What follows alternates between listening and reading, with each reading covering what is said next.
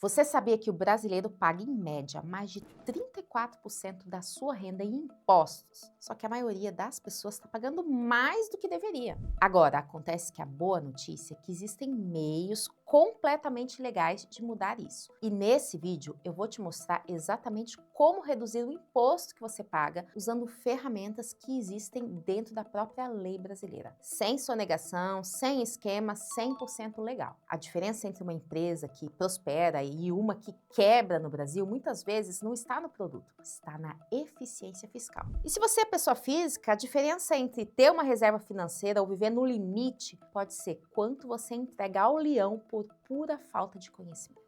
O Brasil tem uma das maiores cargas tributárias do mundo, especialmente para quem é pessoa física. Mas existe uma diferença enorme entre contribuir com o que é devido e pagar mais do que a lei exige. E isso tem um nome técnico: planejamento tributário, que é o conjunto de estratégias legais para pagar menos imposto. E os mais ricos usam isso todos os dias. Você pode estar se perguntando, se existe essa possibilidade, então por que a maioria das pessoas e das empresas não faz planejamento tributário? Bom, existem 3 razões principais. Primeiro, a desinformação. A maioria das pessoas não sabe que existem essas estratégias, esses mecanismos para pagar menos imposto. Segundo, é o medo, porque confundem planejamento tributário com sonegação fiscal.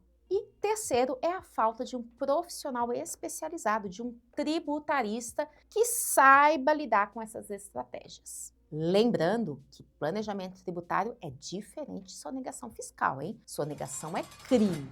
Planejamento é um direito constitucional reconhecido pela jurisprudência brasileira. E neste vídeo eu vou te mostrar as principais estratégias para pagar menos imposto fazendo tudo dentro da lei. Para pessoas físicas, o principal imposto que as afeta é o imposto sobre a renda. E o primeiro erro do contribuinte é escolher o tipo de declaração errada. A Receita Federal oferece 2 modelos de declaração: o simplificado e o completo.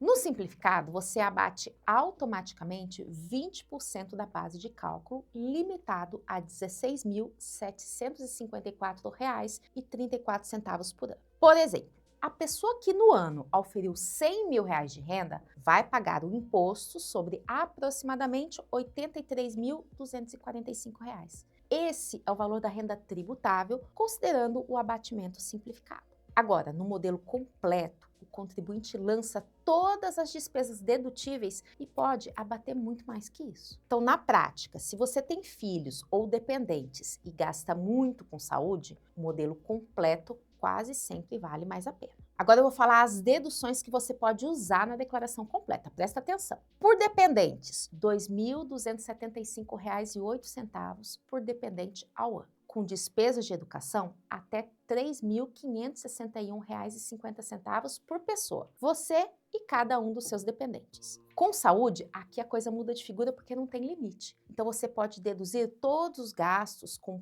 planos de saúde, consultas, cirurgias, psicólogos, clínicas de saúde em geral. Previdência oficial, INSS, é 100% dedutível. Pensão alimentícia judicial também pode deduzir completamente, 100%. E outra estratégia muito importante é a do livro Caixa para autônomos, onde deduzem-se as despesas relacionadas à atividade profissional. Então, se você é um médico, pessoa física, e gasta com aluguel, consultório, funcionário, insumos do seu estabelecimento, tudo isso pode ser dedutível. Agora, em relação a essas despesas, um erro muito comum é que as pessoas não guardam os recibos. Sem o comprovante dessas despesas, você corre o risco da Receita Federal questionar e cancelar a sua dedução. Então guarde tudo, porque isso pode valer centenas ou milhares de reais de diferença. Agora eu vou falar de uma das estratégias mais poderosas e menos usadas por quem é CLT. O Plano de Previdência Privada PGBL, que permite deduzir até 12% da sua renda bruta tributável. Isso significa que você investe no seu futuro agora e paga menos imposto de renda. Lembrando que isso é válido somente para quem usa o modelo completo de declaração.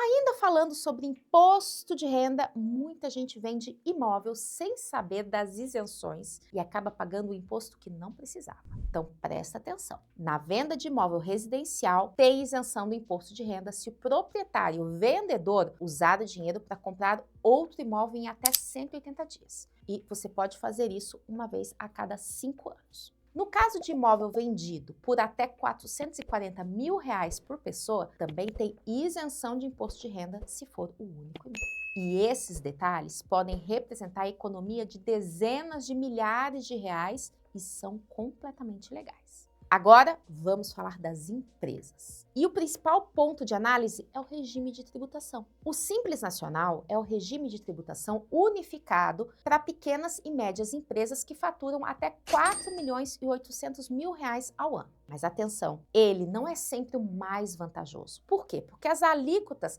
são progressivas, ou seja, elas aumentam conforme o faturamento da empresa seja maior. Essas alíquotas podem variar de 4 a 33% conforme a atividade e o faturamento e incidem sobre a totalidade desse faturamento. Então, para um comércio ou indústria que, por exemplo, a margem de lucro seja baixa, o lucro real pode ser mais vantajoso. E para um prestador de serviço com um faturamento anual de R$ 500 mil, por exemplo, no Simples Nacional, considerando o anexo 3, a tributação é de 14%, enquanto no lucro presumido seria de pouco mais de 11%. Uma boa diferença, não é mesmo? O lucro presumido ele é ideal para prestadores de serviços com margem de lucro altas. Aqui, no lucro presumido, a Receita presume que uma parte do faturamento é lucro e a empresa paga os tributos sobre essa base presumida. Para serviços, por exemplo, a presunção é de 32% do faturamento como lucro. Para comércios, a presunção é de 8%. Então, olha só, se a margem de lucro real for maior que isso, há um forte indicativo de que o regime do lucro presumido seja o mais vantajoso. Mas sempre é muito importante comparar os regimes, porque a economia pode ser gigantesca e, claro, depende das particularidades de cada pessoa, de cada empresa. Além de tudo isso que eu já disse até aqui, é preciso ter em mente que nós estamos vivenciando a reforma tributária.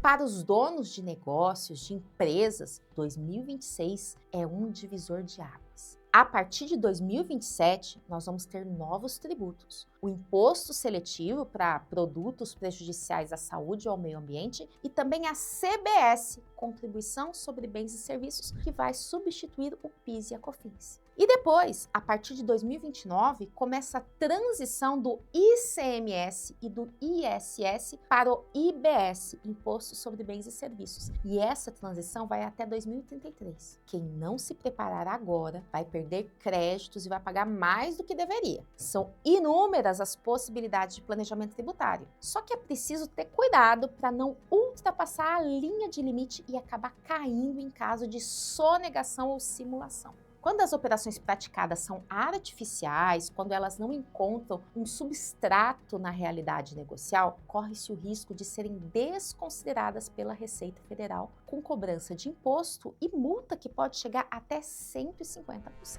Mas calma, vou já dar um exemplo para você entender logo a diferença entre o planejamento tributário, que é lícito, e a simulação, que é ilícita. Se você abre 3 empresas no mesmo endereço, com os mesmos sócios, apenas para não sair do Simples Nacional, você não está fazendo um planejamento tributário, você está fazendo uma simulação. Por quê? Porque você abriu 3 empresas só no papel, de fachada. Na realidade, no âmbito dos fatos, elas atuam como uma só empresa. E isso se aplica a todas as outras situações que passarem aí pela sua mente. Pense assim, eu estou fazendo isso para enganar o fisco, para falsear, esconder a realidade? Isso é simulação. Ou eu estou fazendo isso de fato, de verdade, ainda que a finalidade seja economizar tributos? Isso é planejamento tributário. A regra de ouro é simples. Documente tudo e tenha razões reais. contratos reais e vigentes entre as empresas do grupo, por exemplo, fluxo de caixa e contabilidade separados por CNPJ,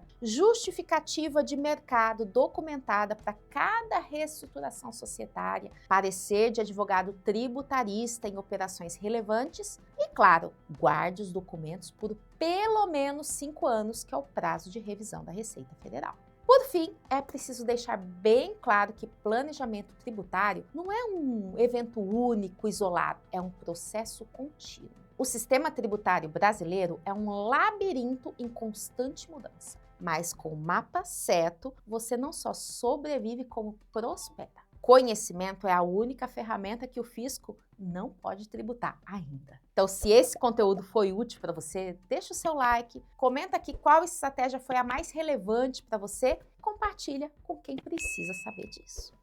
Um beijo e até o próximo vídeo.